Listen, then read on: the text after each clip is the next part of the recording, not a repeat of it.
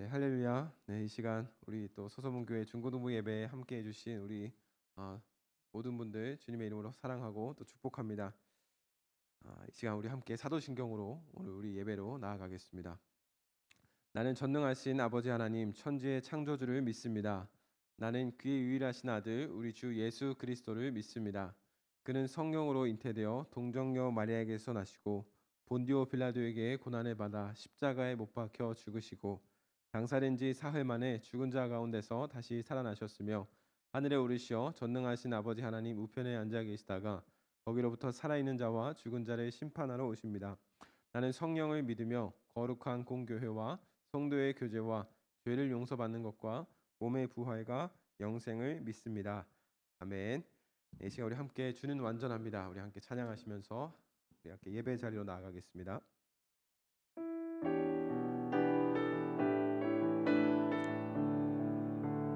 우리 함께 가사를 생각하시면서 찬양하기를 원합니다. 주여 우린 연약합니다. 주여 우린 연약합니다. 우린 오늘을 힘겨워 합니다. 주 뜻 이루며 살기엔 부족합니다. 우린 연약한 주여 우린 넘어집니다. 주여 우린 넘어집니다. 오늘 하루 또 실수합니다.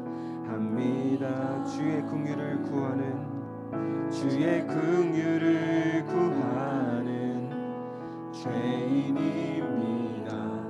우린 주만 바라보 한없는 주님의 은혜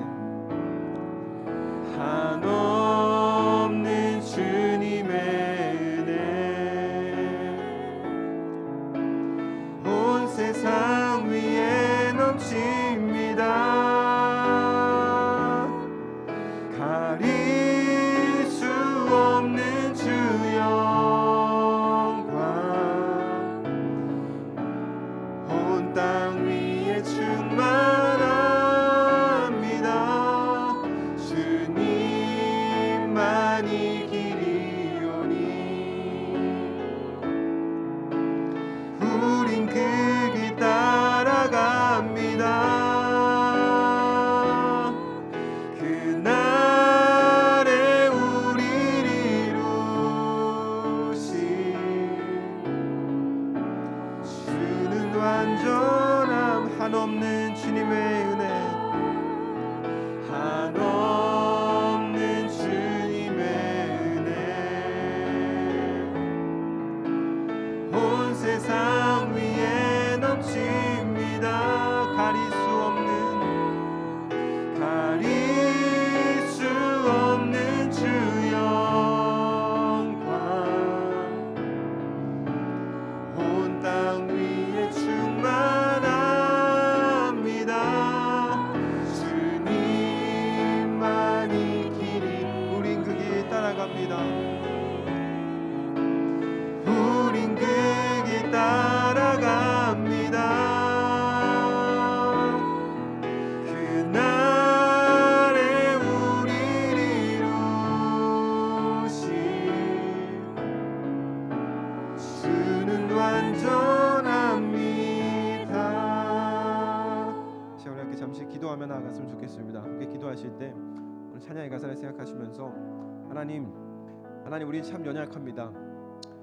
우리가 이렇게 예배하고 또 한 주간을 살아가지만 하나님 그 한 주간의 그 삶 가운데 하나님 여전히 우리는 참 연약한 모습들을 발견하게 됩니다. 하나님 그러나 주님 완전하신 그 주님 앞으로 이 시간 우리가 주님 앞에 나아갑니다. 이 시간 완전하신 주님을 찬양하고 또 예배하며 하나님 앞에 기도하며 나아갑니다. 하나님 오늘 이 시간 우리가 주님 앞에 드리는 이 예배를 기쁘게 받아 주시옵소서. 완전하신 하나님 우리의 예배가 하나님 앞에 합당한 예배가 되게 하여 주시옵소서. 이 시간 이러한 고백을 가지고 잠시 하나님 앞에 기도하며 나아가겠습니다. 하나님 감사합니다. 하나님 오늘 이 시간 우리가 주님 앞에 기도하며 예배하며 나아갑니다. 하나님 오늘 이 시간 우리의 예배를 주님께서 기쁘게 받아주시고 하나님 우리의 예배함이 하나님께 정말 영광이 되는 그런 시간이 되게 하여 주시옵소서. 하나님 우리 참 연약합니다. 우리가 이 시간 주님 앞에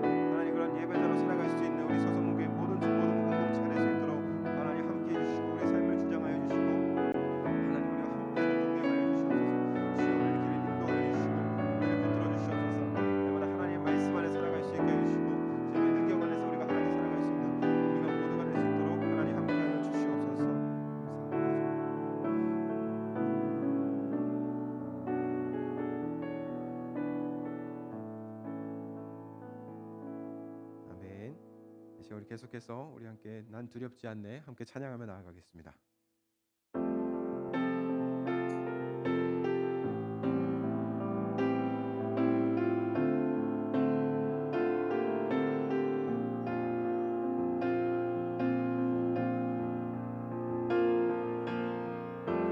땅이 변하든지 산이 흔들려도 난 두렵지 않네. 바다 솟아나고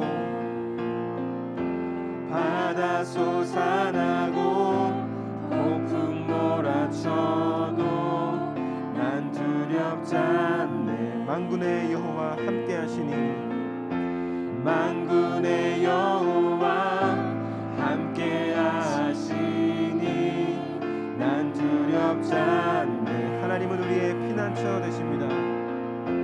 하나님은 우리 피난처 되시니 두렵지 않네.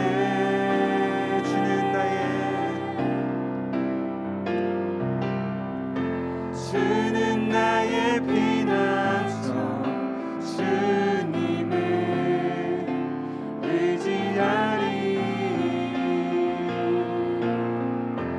주는 나의 피난처 주님을 의지하리. 내게 호흡 있는 한 내게 호흡 있는 한 주님을 찬양하리.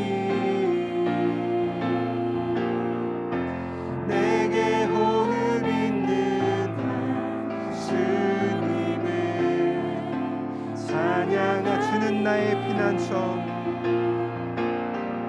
주는 나의 피난처 주님을 의지하리.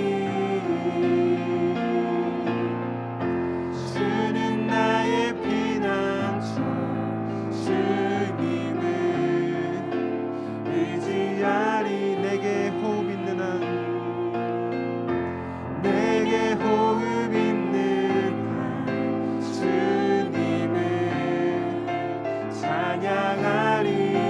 내게 호흡 있는 한 내게 호흡 있는 한 주님을 찬양하리. 한 번 더 고백합니다. 내게 호흡 있는 한 내게 호흡 있는 한 주님을 찬양하리.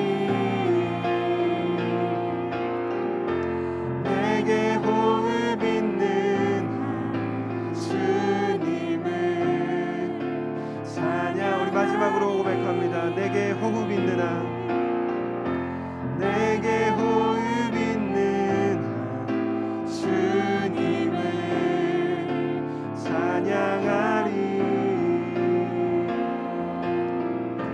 내게 호흡 있는 한 주님을 찬양하리. 이제 우리 함께 예배를 위해서 함께 기도하며 나아가기를 원합니다. 함께 기도하실 때 하나님 우리의 피난처 되신 주님을 찬양하며 나아갑니다. 하나님 우리에게 호흡이 있는 한 우리가 하나님을 찬양하는 주의 자녀로 살아가기를 소망합니다.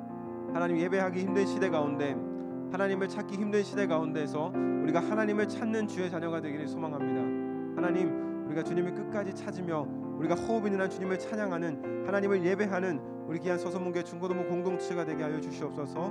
우리 시간 이러한 고백을 가지고 이제 우리 함께 하나님 앞에 기도하며 나아가겠습니다. 함께 기도하겠습니다. 사랑하는 주님, 이 시간에 주님의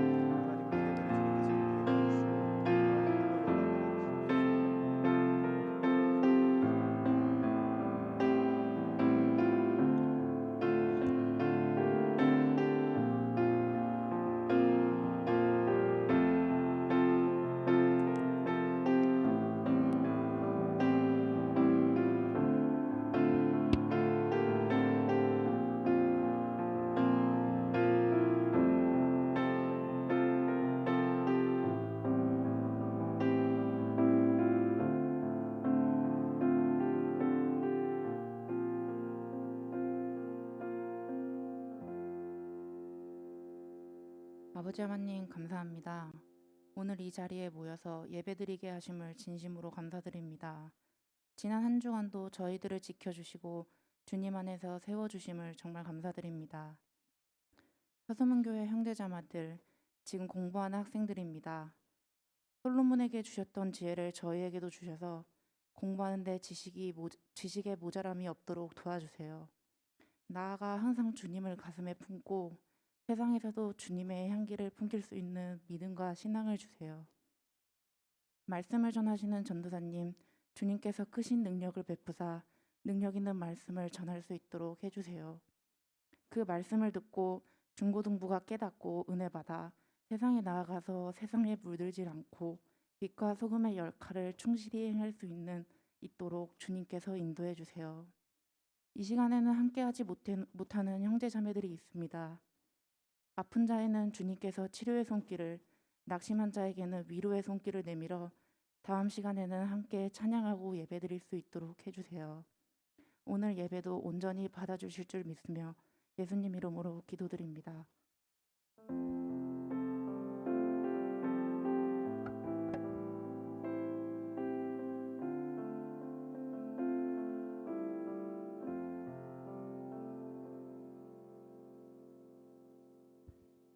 이 시간 우리 다 함께 봉헌하겠습니다.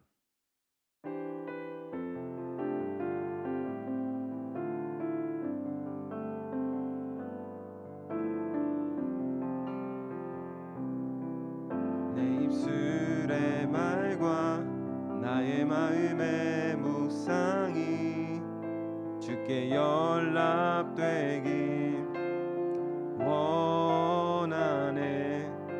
내 입술의 말과 나의 마음의 묵상이 주께 연락되기 원하네. 내 반석 나의 구원자 나의 노래하리요 주님 눈에 축복되길 원하네. 모든 순간순간마다 주의 종 되기 원해. 주님 눈에 축복되길 원하네.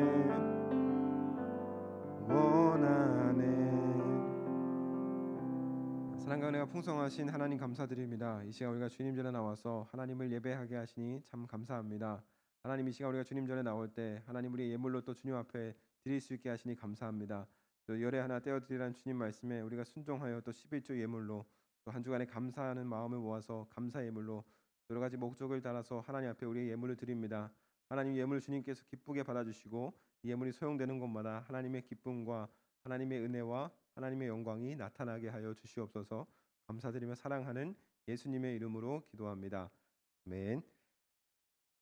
이 시간 우리에게 주시는 하나님의 말씀 우리 함께 보겠습니다. 오늘 우리에게 주시는 하나님의 말씀은 누가복음 10장 29절에서 37절까지 말씀입니다. 누가복음 10장 29절에서 37절까지 말씀입니다. 우리 오늘 말씀을 다 같이 한 목소리로 다 같이 읽겠습니다. 시작. 그 사람이 자기를 옳게 보이려고 예수께 여짜오되 그러면 내 이웃이 누구니까? 예수께서 대답하여 이르시되 어떤 사람이 예루살렘에서 여리고로 내려가다가 강도를 만나매 강도들이 그 옷을 벗기고 때려 거의 죽은 것을 버리고 갔더라. 마침 한 제사장이 그 길로 내려가다가 그를 보고 피하여 지나가고 또 이와 같이 한 레위인도 그곳에 이르러 그를 보고 피하여 지나가되 어떤 사마리아 사람은 여행하는 중 거기 이르러 그를 보고 불쌍히 여겨 가까이 가서 기름과 포도주를 그 상처에 붓고 싸매고 자기 짐승에 태워 주막으로 데리고 가서 돌보아 주니라. 그 이튿날 그가 주막 주인에게 데나리온 2를 내어주며 이르되 이 사람을 돌보아 주라.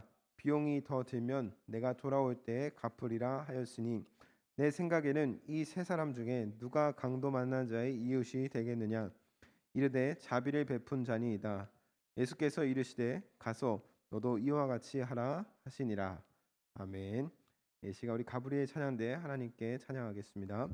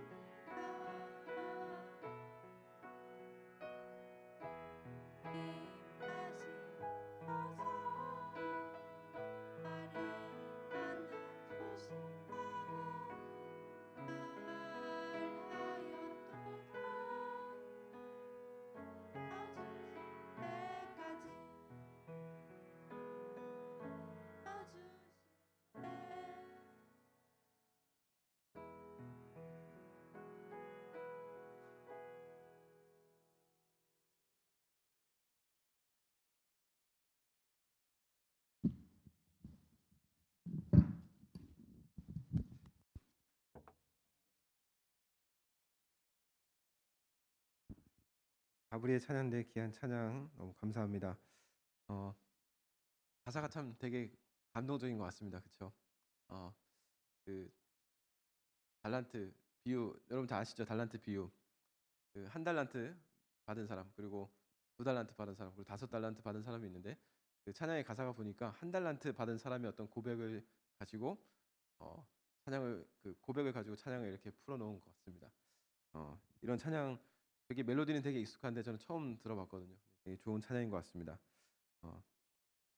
여러분 오늘은 여러분들과 함께 선한 사마리아 비유에 대해서 함께 말씀을 좀 나눠보려고 합니다. 그래서 사랑이 이웃을 만듭니다. 사랑이 이웃을 만듭니다라는 제목을 가지고 함께 말씀을 나눠보려고 합니다. 여러분 이 본문에서 말하고자 하는 것이 뭘까요, 여러분? 이 본문에서 오늘 함께 우리 본문 말씀 읽었잖아요. 오늘 이 본문 말씀에서 말하고자 하는 것이 무엇일까요? 단순히 이 선한 사마리아인이 주인공이 아닙니다. 그렇죠? 이건 굉장히 중요합니다. 그것이 중요한 게 아니라 예수님께서 왜 이 비유를 말씀하셨을까? 이게 굉장히 중요합니다. 그래서 예수님께서 왜 이 비유를 말씀하셨냐면 사실 우리가 오늘 읽지 않은 본문에 있습니다. 그 앞전에 먼저 율법교사가 예수님께 찾아옵니다. 우리가 오늘 함께 읽은 본문 말씀에 오는데 예수님께 어떻게 영생을 얻습니까? 어떻게 구원받습니까? 이런 이제 이야기를 예수님께 묻게 됩니다. 그래서 네가 어떻게 성경을 읽었고 어떻게 하나님의 말씀을 읽었냐라고 물어봤을 때 예수님께서 네 마음과 뜻을 다해서 하나님을 사랑하라라고 했습니다. 라고 이런 이야기를 이 율법교사가 예수님께 하게 됩니다. 그래서 예수님께서 뭐라고 합니까? 네 말이 옳다. 너 그 말한 게 너무 맞아. 너 그거 맞는 말이야. 그렇게 행하면서 살아라고 이렇게 이야기를 하는 겁니다.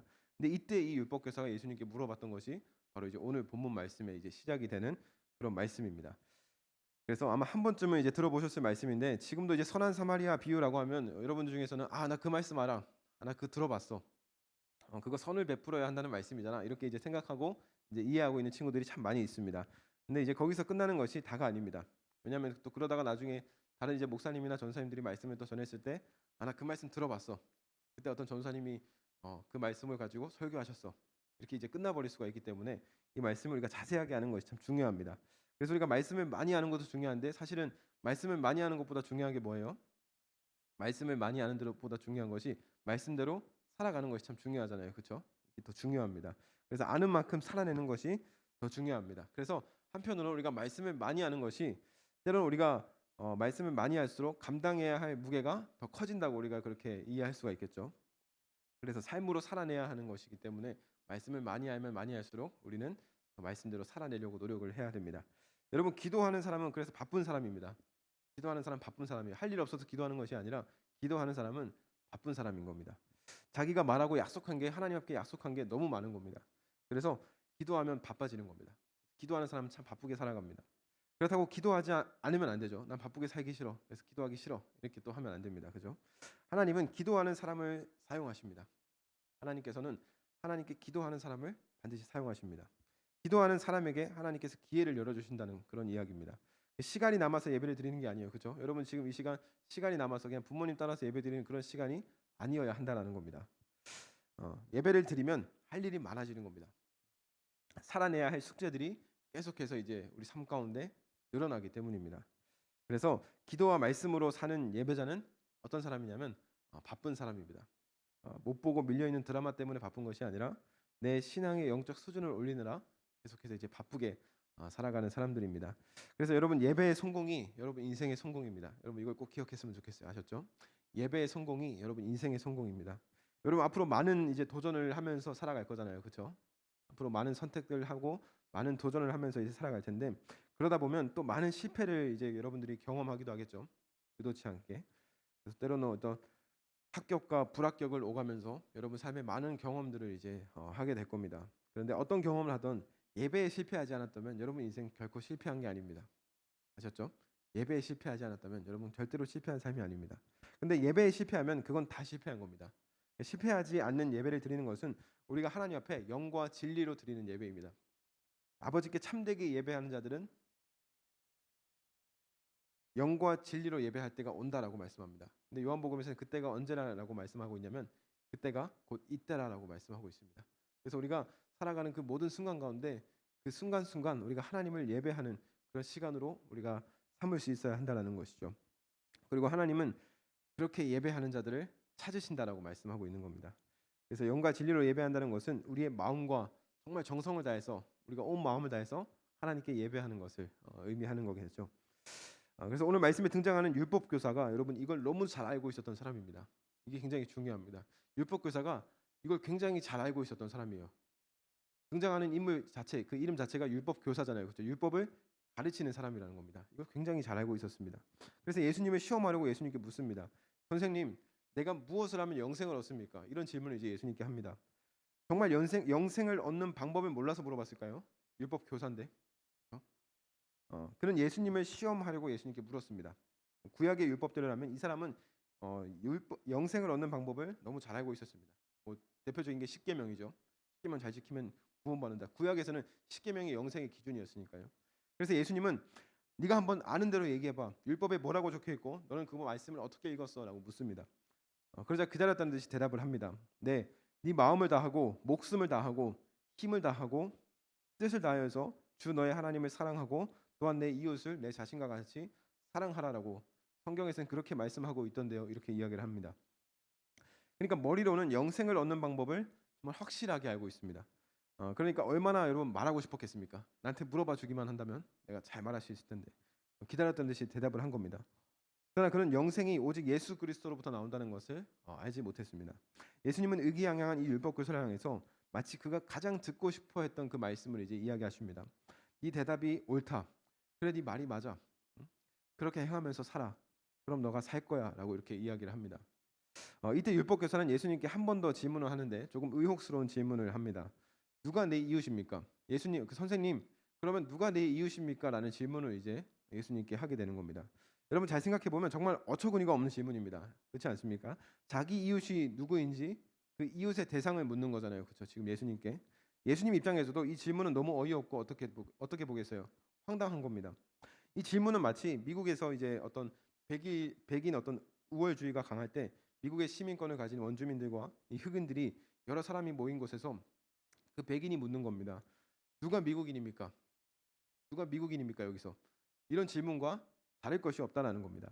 인종이 다르다고 해서 미국 시민권을 제한을 두는 것은 말이 안 되는 것이죠. 누가 내 이웃입니까? 라는 질문은 마치 그런 질문입니다. 선생님, 예수님, 누구만 내 이웃입니까? 누구만 내 이웃입니까? 나는 유대인으로서 유대인만 내 이웃으로 여기면서 이웃 사랑을 실천하고 있었습니다. 이방인들은 내 이웃이 될 수 없고요. 유대인이라 할지라도 세리와 창녀들은 내 이웃이 될 수 없습니다. 예수님, 선생님, 누구만 내 이웃입니까? 이미 예수님께 자기의 대답, 듣고 싶은 말을 정해놓고 예수님께 묻고 있다는 겁니다.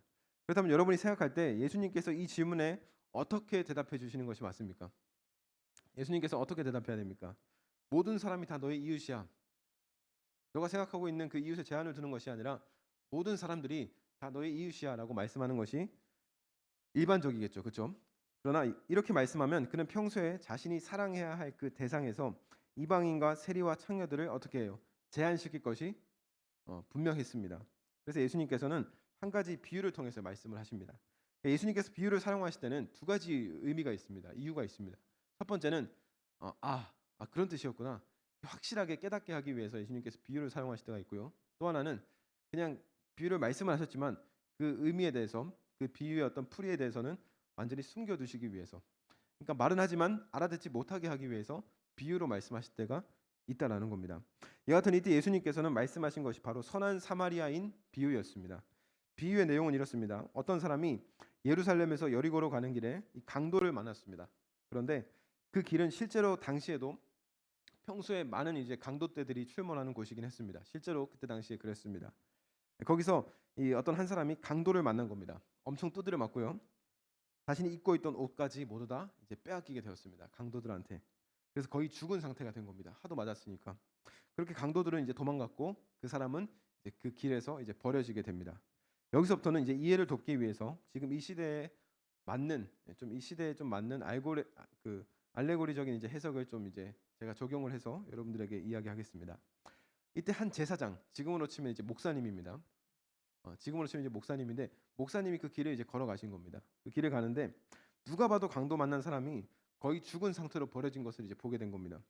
그러나 아무런 조치도 하지 않고 오히려 그 길을 이 목사님께서 피해서 지나가신 겁니다. 그리고 곧 있다가 레위인, 지금으로 치면 이제 전도사로 이제 보시면 이제 여러분이 이해하기가 쉽습니다. 그다음에 이제 한 전도사가 지나가게 되는데 그 길을 지나가는데 이 전도사 역시도 강도 만난 사람을 보고 도와주지 못할 망정 아무런 도움을 주지 않고 그냥 오히려 이 피해서 이 강도 만난 사람을 지나쳐 가게 됩니다. 어떤 학자들은 이 율법을 지키기 위해서, 그러니까 다시 말해서 이 시체와 같은 부정한 것에 손을 대지 말라는 그 율법을 지키기 위해서 그냥 지나쳤을 수 있다라고 이야기하는 경우도 있습니다. 왜냐하면 당시 이제 제사장이나 레위인 같은 경우에는 율법에 의해서 부정한 것에 손을 이제 댈 수가 없었거든요. 그러니까 이 시체이기 때문에 시체에 손을 대면 안 되니까 그렇기 때문에 그냥 지나쳤을 수 있다라고 이야기하는 경우도 있습니다. 또 어떤 경우에는 예루살렘으로 가서 예배를 준비해야 되기 때문에 그 사람들을 보고 그냥 피해서 지나갔다라고 해석하는 경우도 있습니다. 그런데 이렇게 보면 몇 가지 모순이 생깁니다. 첫 번째는 강도 만난 사람은 거의 죽은 사람처럼 된 것이지 죽은 게 아니었다는 겁니다. 그렇죠? 죽은 게 아니었다는 겁니다. 살아 있었다는 것이죠. 어쩌면 지나가는 그 사람에게 도움을 구했을 수도 있습니다. 그리고 또 하나는 예루살렘으로 가는 길이 아니었다는 겁니다. 다시 말해서 예배를 드리러 가는 길이 아니라 오늘 본문에 보시면 어떻게 말씀하고 있습니까? 내려간다라고 표현하고 있지 않습니까? 그러니까 흔히 예루살렘으로 가는 길을 올라간다고 하고요. 예루살렘에서 이제 돌아가는 길을 내려간다라고 성경을 이제 표현을 합니다. 네, 그렇게 본다면 제사장과 레위인은 모든 예배를 마치고 집으로 돌아가는 길이었다라고 볼 수가 있는 것이겠죠. 그러니까 제가 말씀드리고 싶은 게 뭐냐면 그들에게는 강도 만난 사람을 돕지 못할 어떠한 핑계도 없었다는 겁니다. 이게 중요합니다. 예수님께서 말씀하고 싶은 것이 바로 이겁니다. 그 사람들에게 이 강도 만난 사람을 돕지 못할 이유가 하나도 없었다는 것을 예수님께서 지금 비유를 통해서 말씀하시는 겁니다. 근데 얼마 있다가 한 사마리아인도 그 길을 이제 지나가게 됩니다. 이 사람은 예배와는 상관없이요 자신의 여행을 하고 있는 길이었습니다. 이 사마리아 사람은 강도 만난 사람을 보고 어떤 마음을 가지냐면 불쌍한 마음을 가집니다. 그리고 자신에게 있는 기름과 포도주로 그 사람을 먼저 치료해 줍니다. 당시에는 이 올리브 기름과 이 포도주를 이 사람의 그 상처에 발라서 상처를 치료해 주는 그런 역할로 이제 사용을 했습니다. 그래서 포도주는 살균 역할을 하고 기름은 이제 통증을 좀 완화시켜 주는 그런 역할을 했다라고 이야기합니다. 여하튼 이 사마리아인은 자신의 여행을 위해서 가지고 온 기름과 이 포도주를 가지고 강도 만난 사람을 도와주게 됩니다. 그리고 이것으로도 마음이 편치 않았는지 그 강도 만난 사람을 데리고 가까운 주막으로 가서요. 그 주막 주인에게 그를 좀 돌보아 달라고 이렇게 이야기를 합니다. 그리고 그 주막 주인에게 자신의 돈을 지불하고 혹시 이 돈이 모자라다면 내가 여행을 마치고 돌아오는 길에 다시 돈을 지불하겠다고 이야기를 합니다. 여러분 이게 평소에 지나가다가 몇 번 안면이 있었던 사람을 도와준 게 아니라 그날 처음 본 강도 만난 사람을 그날 처음 봤다라는 겁니다. 그날 처음 보는 사람에게 이렇게 선행을 베풀었다라는 것이죠. 이것이 오늘 예수님께서 말씀하신 선한 사마리아의 비유입니다. 자비를 베푼 사람에 대한 비유입니다. 실제 있었던 일이 아니라 예수님께서 만들어내신 비유이지만 누가 봐도 당시 흔하게 있었을 법한 그런 이야기를 예수님께서 지금 말씀해 주고 있는 것이죠. 그러니까 예수님의 비유는 늘 그렇습니다. 2000년 전의 비유이지만 그 시대를 비롯하여 지금 이 시대와 마찬가지고 앞으로 올 시대에도 마찬가지입니다. 그 시대를 항상 그 전곡을 찌르는 그런 말씀들을 예수님께서는 2000년 전에 이미 말씀하셨다는 겁니다.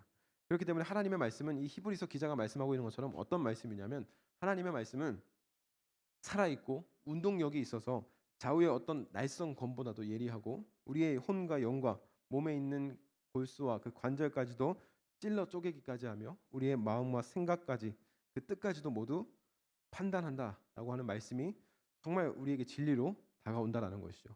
예수님의 비유를 보면 항상 그렇습니다. 어떻게 그때 당시에 이런 말씀을 하실 수가 있었지? 어떻게 이 비유가 지금 이 시대에도 여전히 우리 가운데 정말 이렇게 진리로 다가오는 것이지? 정말 그런 말씀이라는 겁니다. 예수님이 이 비유를 말씀하시고 율법 교사에게 묻습니다. 누가 이 강도 만난 사람의 이웃이냐라고 이렇게 예수님께서 묻습니다. 그러자 율법 교사가 이제 대답을 합니다. 뭐라고 대답합니까? 오늘 뭐라고 말씀했어요? 율법 교사가 뭐라고 대답했어요? 자비를 베푼 사람입니다라고 이렇게 대답을 했습니다. 여러분 한번 생각해 보세요. 여러분 생각은 어떻습니까? 율법 교사의 대답이 정답입니까? 아닙니까? 이게 정답이에요? 아니면 틀린 거예요? 그렇죠? 근데 틀린 대답은 아닌데 또 정확하다고 보기에는 또 애매한 그런 말씀입니다.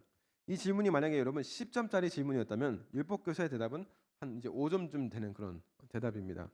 처음 예수님은 이 사람을 향해서 네 대답이 옳다라는 말씀을 하신 적이 있었습니다. 마음과 뜻과 정성을 다해서 하나님을 사랑하라고 하신 겁니다. 라고 말씀했을 때 예수님께서 그래 네 대답이 옳다라고 말씀을 했습니다.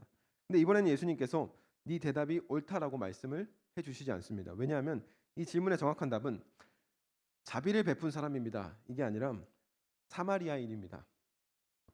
사마리아 사람이 이웃입니다. 이게 여러분 정확한 정답이기 때문입니다. 그러니까 예수님께서 답을 다 알려줬는데 의도적으로 자신이 답을 말하지 않은 것이죠. 율법교사가 답을 말하지 않은 겁니다. 당시 유대인들은 사마리아 이 사람들을 이웃으로 생각하지 않았습니다. 이웃이 웬 말입니까? 어떤 경우에는 그냥 사람으로도 취급을 하지 않았습니다. 사람이 아닌 거예요. 내가 유대인이고 유진이가 사마리아인이면 그냥 사람으로 취급을 하지 않는 겁니다. 어떤 경우에는 좀 나쁘게 말하면 이 유대인들이 얼마나 사악하냐면 사마리아인들이 피가 섞인 사람들이거든요. 그러니까 그 사람들을 사람으로 취급하는 게 아니라 개처럼 취급하는 경우도 있었습니다. 그러니까 그냥 죄인에 불과한 것이었죠. 그들에게는. 그러니까 그들에게는 사마리아 사람이 이웃이 될 수가 없는 겁니다. 그게 용납이 안 되는 거예요. 이 율법 교사도 마찬가지입니다. 자신의 고집을 꺾지 않습니다. 어떻게 보면 마지막 자존심이었을지도 모릅니다. 왜냐하면 자신이 사랑해야 할 그 이웃의 대상에서 이미 이 사마리아인은 없었기 때문입니다. 그러니까 말하지 않는 거예요. 자비를 베푼 사람이겠죠. 예수님 자비를 베푼 사람입니다 라고만 이야기하고 사마리아인이 자신의 이웃이라고는 절대로 대답을 하지 않습니다. 예수님은 처음부터 이 의혹스러움이 가득한 율법교사의 질문에 어떤 의도를 알고 계셨을 겁니다. 누가 내 이웃입니까? 누가 내 이웃이겠냐, 그렇죠? 이웃의 제한이 어디 있습니까? 여러분 한국 사람만 우리의 이웃입니까? 그렇죠? 한국 사람만 우리의 이웃이 아니라 우리와 함께 살아가는 모든 민족이 그죠? 다 우리의 이웃이지 않습니까? 물론 요즘엔 저는 이제 한 주간을 이제 살아가면서 그 중국에 대한 마음이 좀 이렇게 되게 이렇게 악하게 이렇게 막 올라올 때가 이렇게 있었습니다. 중국만은 진짜 내 이웃이 아니다. 이런 말씀을 준비하면서 중국은 하나님, 중국은 진짜 제 이웃이 아닌데요. 이런 어떤 생각들을 제가 이렇게 하게 될 때가 있어요. 물론 지금도 그 마음이 쉽게 이렇게 변하지는 않습니다. 그러니까 하나님께서 말씀하시는 것이 이웃에 제한이 없다는 겁니다. 물론 이것은 저부터도 고쳐야 되겠죠. 이웃엔 제한이 없다는 겁니다. 율법 교사의 질문은 아까 말씀드린 것처럼 그런 겁니다. 누구만 내 이웃입니까? 자기가 원하는 대답을 예수님께서 하면 되는 겁니다. 그러니까 예수님께서는 그걸 해주지 않는 것이죠. 여러분 이것을 통해서 예수님께서 말씀해주고 싶었던 것은 너희가 먼저 이웃이 되라는 겁니다. 너희가 먼저 이웃이 되라. 여러분 예수님께서 오병이어를 통해서 말씀해주고 싶었던 것이 있습니다. 너희가 먹을 것을 주라라는 것은 다른 말로 말하면 너희가 먼저 이웃이 되라라는 겁니다. 너희가 먼저 이웃이 되라. 이웃에게 제한이 없어야 하는 겁니다. 네가 먼저 사랑을 실천하라라는 겁니다. 왜 그렇습니까? 사랑이 이웃을 만들기 때문입니다. 이게 오늘 말씀의 제목과도 같죠. 여러분, 이웃이 사랑을 만드는 것이 아니라 사랑이 이웃을 만드는 겁니다. 이게 중요합니다. 이 순서가 굉장히 중요해요. 여러분, 네 이웃을 사랑하라라는 이 첫 번째 계명을 지키지 못하는 것은 왜 그럴까요? 우리가 왜 이렇게 지키지 못할까요? 율법교사가 처음에는 어떻게 대답했는지 아십니까? 계속해서 제가 말씀드리고 있잖아요. 마음과 뜻과 힘을 다하여서 하나님을 사랑하고 이웃을 사랑해야 합니다라고 율법교사가 자기 입으로 말한 겁니다. 그런데 왜 그렇게 하지 못하냐는 겁니다. 사랑할 대상을 찾지 못해서가 아니라 자기가 사랑하려고 하지 않았기 때문입니다. 우리는 이웃이기 때문에 사랑해야 하는 것이 아닙니다. 더 근본적으로는 사랑이 이웃을 만드는 겁니다. 이게 굉장히 중요해요, 여러분. 제가 성경을 읽으면서 아주 중요한 비밀을 하나 깨달았습니다. 바로 이 관계에 관한 겁니다. 관계에 관한 것. 이것은 꽤 중요합니다. 여러분, 인간의 관계를 결정짓는 것이 있습니다. 그게 뭔지 아십니까, 여러분? 인간의 관계를 결정짓는 게 있어요. 뭘까요? 바로 사랑입니다. 사랑. 별거 아닌 것 같지만 이 관계라는 것은 여러분 반드시 이 사랑을 통해서만 형성됩니다. 여기서 제가 말씀드리는 이 관계는 단순히 어떤 비즈니스적인 관계나 그냥 좀 이렇게 몇 번 봤다고 하는 그런 아는 관계가 아니라 정말 친밀한 관계를 이야기하는 겁니다. 여러분, 부모님과의 관계가 어떻게 형성되는지 아십니까? 여러분이 부모님과의 관계가 거기에는 사랑이 있었습니다. 사랑. 부모님의 희생적인 어떤 사랑이 있었다는 것이죠. 사랑이 없으면 말이 안 되죠. 이 사랑을 가리켜서 이제 부모님의 사랑을 가리켜서 이제 흔히 어떤 아가페적인 사랑이라고 이야기하기도 합니다. 여러분, 같이 이제 학교에서 같이 노는 친구들이 있잖아요, 그렇죠? 여러분 친한 친구들이 있어요. 여러분, 그 친구들과의 관계가 어떻게 형성됐습니까? 사랑으로 형성된 겁니다. 그 친구와의 친밀한 사랑을 통해서 형성된 것이라는 거죠. 그래서 좋아하는 음식이 다르고 성격이 달라도 친구가 될 수 있는 것은 사랑이 있었기 때문에 가능했다라는 겁니다. 아무것도 모르는 남녀가 여러분 만났다고 해서 친밀한 관계가 형성되지는 않습니다. 사랑이 없으면 그냥 만났다는 사실에 불과할 뿐입니다. 그러나 그 속에 사랑이 들어가면 어떤 일이 일어나면 세상의 그 어느 누구보다도 친밀한 관계가 형성된다는 겁니다. 왜 그렇습니까? 이 사랑에는 관계를 형성하는 폭발적인 힘을 가지고 있기 때문입니다. 그래서 모든 관계는 이 사랑이 있어야 바로 온전하게 형성될 수 있다는 겁니다. 그래서 관계의 중요한 비밀이 바로 사랑입니다. 대개 이제 우리가 하나님과의 친밀한 관계를 얻을 수 있는 방법을 우리의 믿음에 있다라고 생각하는 경우가 많이 있습니다. 그러나 하나님과의 친밀한 관계를 얻을 수 있는 것은 우리 믿음에만 있는 것이 아닙니다. 바로 우리의 사랑에 있다는 것이죠. 하나님을 향한 사랑에 있다라는 겁니다. 그래서 믿음은 우리를 의롭게 합니다. 그런데 사랑은 우리가 하나님과의 친밀한 관계를 얻게 만들어 준다는 겁니다. 그래서 사랑하면 믿음이 따라오는 겁니다. 그래서 사랑이 제일 큰 계명이라고 성경에서는 말씀하고 있는 것이죠. 여러분, 하나님은 우리를 사랑하시기로 어떻게 했습니까? 작정하셨습니다. 우리는 그 사랑을 받아들이기만 하면 되는 겁니다. 좀 부담스러워요, 이게 아니라 그냥 받아들이기만 하면 되는 겁니다. 그러나 의외로 많은 사람들이 그 사랑을 있는 그대로 받아들이지 못하는 경우가 참 많이 있습니다. 어떻게 아무런 대가도 없이 우리를 사랑할 수 있냐는 겁니다. 어떻게 무슨 뭐 조건이 있어야 되고 대가가 있어야 되는데 하나님께서는 왜 아무런 대가도 없이 우리를 사랑하냐는 겁니다. 사람들은 이제 받아들일 수가 없는 것이죠. 그러나 우리가 하나님의 사랑을 그대로 받아들이기만 하면 우리는 비로소 하나님을 사랑하게 되고 또 하나님과의 친밀한 관계를 얻을 수 있게 된다는 겁니다. 이 모든 것이 무엇을 통해 이루어지냐면 바로 사랑을 통해서 이루어진다는 겁니다. 결론적으로 여러분, 우리가 사랑을 하면 관계를 얻습니다. 그러나 사랑하지 않으면 아무런 관계도 맺어지지 않는다는 것이죠. 여러분이 누군가에게 사랑으로 다가가서 친구가 되어준다면 그것이 바로 예수님께서 말씀하신 사랑이라는 겁니다. 그렇게 되면 자연스럽게 얻어지는 것이 있습니다. 바로 이웃이 되어주는 겁니다. 이웃을 얻는 겁니다. 관계를 얻게 된다라는 것이죠. 그러나 사랑이 없이 다가간다면 그것은 어떤 목적이나 의도가 있기 때문이지 그 친구와의 친밀한 관계를 결코 얻을 수가 없습니다. 저는 이렇게도 생각을 했습니다. 보세요, 여러분. 제사장이나 레위인이 이제 길을 가다가 쓰러져 있는 사람을 발견했는데 그 사람이 평소에 자신이 사랑했던 사람이라고 한다면, 이 이야기는 아마 달라졌을 수 있다라고 저는 그렇게 생각을 합니다. 그렇지 않습니까? 적어도 그때만큼은 율법이라는 이름으로 자신의 행동을 결코 정당화하지는 않았을 겁니다. 그리고 그렇게 모른 척 지나가지 않았을 거라고 저는 그렇게 생각을 합니다. 사랑하는 사람이 강도를 만났다면 자신의 모든 것을 제쳐두고 달려갔을 겁니다. 그러면서 새로운 사실을 아마 깨닫게 됐을 겁니다. 율법은 사람을 죽이는 무기도 아니고 선행을 피하는 도구도 아니라 사람을 살리는 위한 것이고 약한 사람들을 지키고 보호하기 위해 있다는 것을 아마 깨닫게 되었을 겁니다. 왜냐하면 사랑이 율법의 완성이기 때문입니다. 사마리아인은 강도 만난 사람에게 사랑으로 다가갔습니다. 긍휼한 마음을 가지고 불쌍히 여기는 마음을 가지고 사랑으로 다가갔습니다. 그리고 그 사랑을 받게 된 강도 만난 사람은 자신의 인생에서 무엇을 얻은 겁니까? 세상에서 가장 친밀한 이웃을 얻게 된 것이죠. 이처럼 사랑은 관계를 만들고 사랑은 이웃을 만든다는 겁니다. 그리고 사랑 안에서 이루어진 관계는 전부 다 아름답다라는 것이죠. 반면에 사랑이 없이 형성되는 관계는 크게 아름답지 않습니다. 대부분 일하는 곳이 그런 것이죠. 그래서 이제 사장님들이 아르바이트를 구할 때 가장 먼저 어떻게 구합니까? 가족 같은 곳. 여기는 가족 같은 곳입니다. 이 가족 같은 곳에서 함께 일할 사람을 구합니다. 이렇게 이제 구하지 않습니까? 근데 또 이제 가장 피해야 할 1순위가 가족 같은 곳이라고 또 이야기하기도 하죠. 여러분, 사랑이라고 하는 것은 관계에도 중요하지만 우리가 하는 일에도 마찬가지입니다. 내가 하는 일을 사랑하는 것만큼 행복한 일은 없습니다. 여러분, 학생으로서 여러분이 무엇을 사랑해야 되겠습니까? 여러분 지금 학생이잖아요. 여러분 지금 무엇을 가장 사랑해야 할 때입니까? 공부를 사랑해야 되겠죠, 그렇죠?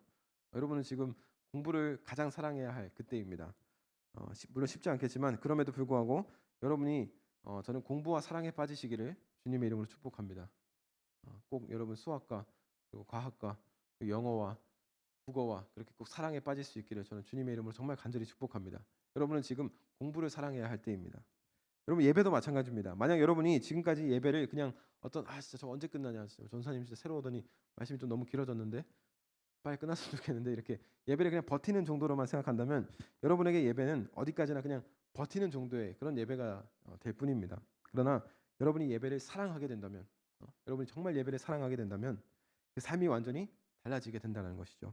하나님의 마음을 찾고 하나님의 마음을 정말 여러분들이 구하는 그런 예배를 드려지게 된다는 겁니다.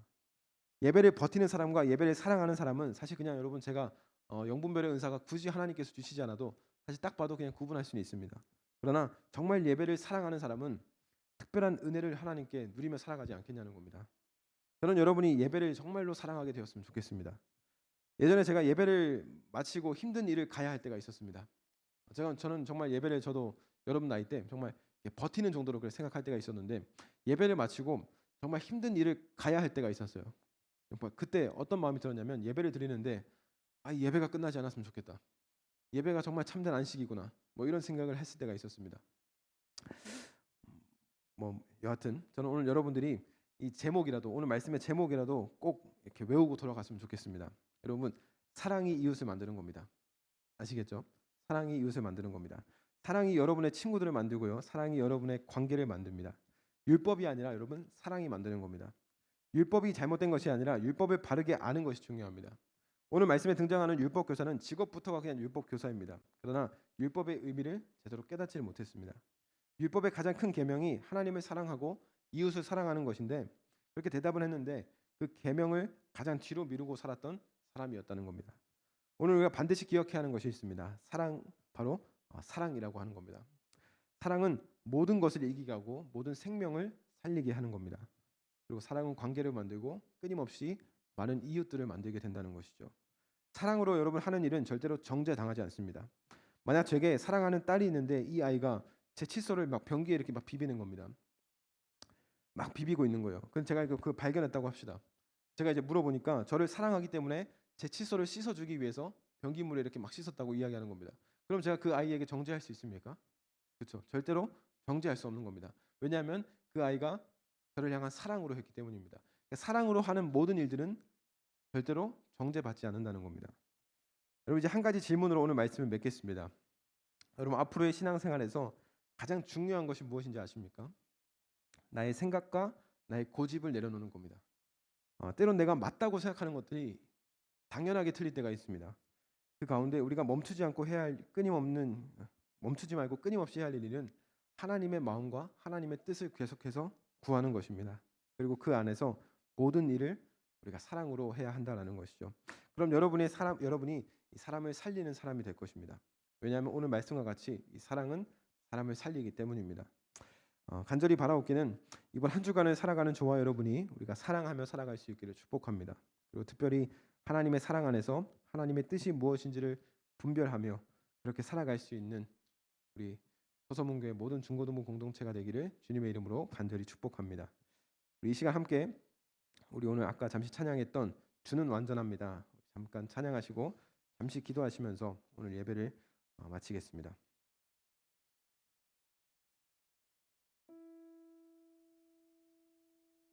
이렇게 찬양할 때 우리 오늘 가사를 생각하시면서 함께 찬양했으면 좋겠습니다.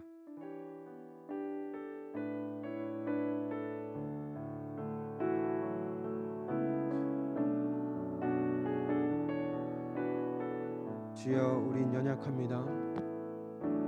주여 우린 연약합니다. 우린 오늘을 힘겨워합니다. 우린 오늘을 힘겨워합니다. 주의 긍휼을 구한 부족합니다. 우린 연약합니다. 주여 우린 넘어집니다. 주여 우린 넘어집니다. 오늘 하루 또 실수합니다. 오늘 하루 또 실수합니다. 주의 긍휼을 구하는 죄인입니다. 우린 주만 바라봅니다. 한없는 주님의 은혜, 한없는 주님의 은혜, 온 세상 위에 넘칩니다. 가릴 수 없는 주 영광, 온 땅 위에 충만합니다. 주님만이 길이오니 우린 그 길 따라갑니다. 그날에 우리를 이루신 주는 완전합니다. 이 시간 우리 함께 잠깐 함께 하나님 앞에 기도하며 나아가기를 원하는데요. 함께 기도하실 때 오늘 말씀을 생각하시면서 함께 기도했으면 좋겠습니다. 하나님, 우리가 하나님의 말씀을 많이 들어서 알고 있습니다. 하나님의 말씀을 많이 들어서 우리가 사랑해야 한다는 것을 정말 누구보다도 잘 알고 있습니다. 그런데 하나님, 사랑하는 것이 쉽지 않습니다. 우리가 내 친구를, 내 가족을, 때론 내게 주어진 옆에 있는 많은 사람들을 하나님 사랑하는 것이 하나님 마냥 쉽지만은 않습니다. 그러나 하나님, 우리는 사랑할 수 없지만 하나님은 사랑할 수 있는 줄 믿습니다. 하나님, 우리에게 사랑할 수 있는 마음을 주시옵소서. 하나님, 우리가 할 수 없다면 하나님께서 그 마음을 우리에게 허락하여 주시옵소서. 그래서 하나님, 우리가 정말 2022년 정말 많은 사람들을 사랑하고 내게 주어진 많은 사람들을 사랑할 수 있는 하나님의 자녀로 살아갈 수 있게 하여 주시옵소서. 사랑하며 살아가게 하여 주시옵소서. 이 시간 우리 이런 고백을 가지고 제가 우리 하나님 앞에 잠시 함께 1, 2분 정도 함께 기도하신 후에 제가 기도함으로 마무리하겠습니다. 함께 기도하며 나아가겠습니다. 사랑과 은혜가 풍성하신 하나님, 감사합니다. 하나님, 이 시간 우리가 정말 주님 앞에 우리 하나님의 말씀을 나누고 우리가 주님 앞에 예배함으로 나아갑니다. 하나님, 정말 우리가 하나님의 말씀을 들어서 알고 하시기 하나님, 우리가 사랑해야 한다는 것을 하나님 누구보다 잘 알고 있습니다. 하나님, 우리가 머리로는, 지식으로는 우리가 사랑하며 살아야 한다는 것을 하나님 너무 잘 알고 있습니다. 그러나 하나님, 우리가 사랑하며 살아가는 것이 하나님 마냥 쉽지만은 않습니다. 하나님, 정말 우리의 연약함과 아버지 우리의 정말 그 불순함과 아버지 정말 우리의 그런 불순종을 주님께서 긍휼히 베풀어 주시고 하나님 불쌍히 여겨 주시옵소서. 하나님, 이제는 정말 우리가 주님 사랑하며 살아갈 수 있는 하나님 자녀로 살아갈 수 있도록 하나님 인도하여 주시옵소서. 아버지, 연약한 우리를 불쌍히 여겨 주시고 또한 아버지는 이 시간 주님 앞에 결단하고 또 나아가지만 또 실수하고 또 한 주간을 살아가면서 또 연약함에 빠져서 하나님 우리가 살아가지 않게 하시고 정말 끊임없이 주님 앞에 결단하고 오늘의 고백으로 정말 살아갈 수 있는 아버지, 우리 그런 우리 중고등부 모든 학생들 한 사람 한 사람 하나님 다 될 수 있도록 인도하여 주시옵소서. 특별히 아버지, 우리 한 주간을 살아갈 때도 성령 하나님, 우리가 오늘 살아갈 수 있는 마음을 허락하여 주시고 우리가 할 수 없더라도 하나님은 할 수 있사오니 우리가 하나님 신뢰하고 하나님 의지하며 나아갈 수 있는 하나님, 오늘 우리 모두가 될 수 있도록 하나님 인도하여 주시옵소서. 날마다 겸손하게 하나님께 기도하며 하게 하시고 아버지, 작은 일에도 기도와 간구로 아버지 우리가 모든 것을 행할 수 있는 하나님 우리 모두가 될 수 있도록 하나님 인도하시고 하나님 우리 삶을 주장하여 주시옵소서. 우리 삶 가운데 날마다 하나님께서 함께 동행하여 주시고 인도하여 주시옵소서. 사랑과 은혜가 풍성하신 하나님, 감사합니다. 하나님 우리에게 예배하는 시간을 허락하여 주시고 이 시간 주님께 우리의 시간을 드릴 수 있게 하시니 감사합니다. 하나님 우리가 사랑하며 살아가기를 간절히 소망합니다.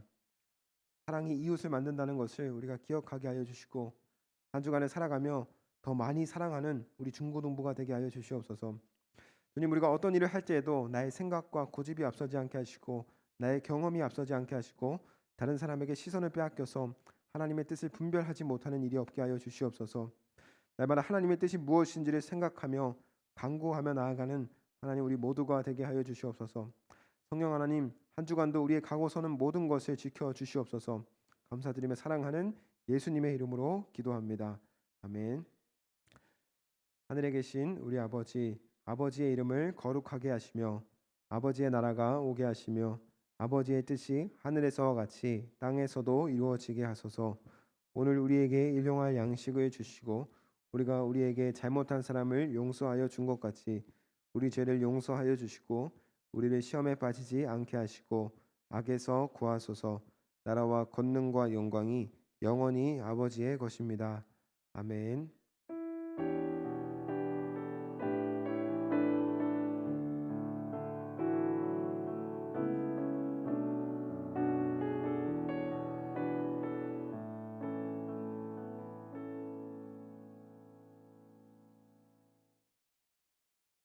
네, 잠시 교회 소식이 있겠습니다. 여러분 온라인 그리고 대면 예배 계속해서 같이 드려지고 있는데요. 되도록이면 여러분 함께 대면 예배로 함께 예배할 수 있었으면 좋겠습니다. 여러분 그리고 365일 기도 나눔이 계속해서 진행됩니다. 여러분 가지고 있는 기도 제목을 여러분 선생님들께 공유해 주시고 또 좀 공유하기 민망한 것이 있으면 그냥 선생님들께만 공유해 주셔서 이렇게 함께 기도할 수 있었으면 좋겠고요. 그리고 또 저에게도 알려주시면 제가 여러분들을 위해서 함께 기도하겠습니다. 그래서 우리 서서문교회 중고등부가 함께 서로를 위해서 기도하고 중보하는 그런 공동체가 되었으면 좋겠습니다. 네, 이제 여러분 밤 모임 가지시고 또 조심히 돌아가시고 다음 주에 또 뵙겠습니다.